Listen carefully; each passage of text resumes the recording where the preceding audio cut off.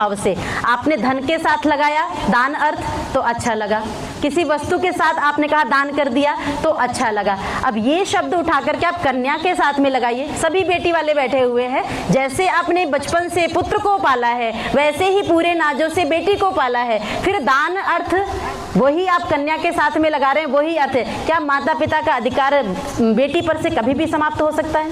कभी होता भी नहीं है। क्या शिवानी का रिश्ता नहीं होगा? बाद में होगा।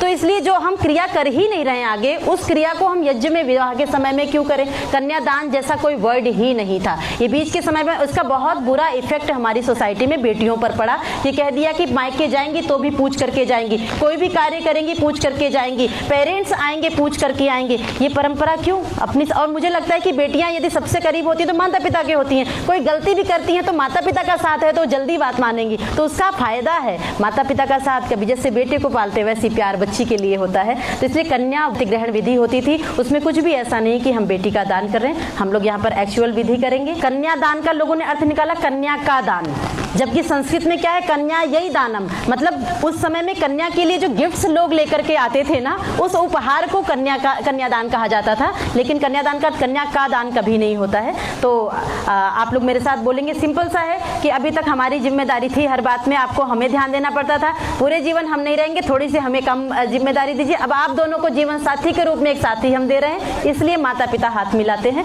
आइए आप पेरेंट्स मेरे साथ बोलेंगे, बोलिए ओम। गोत्र का नाम लेंगे,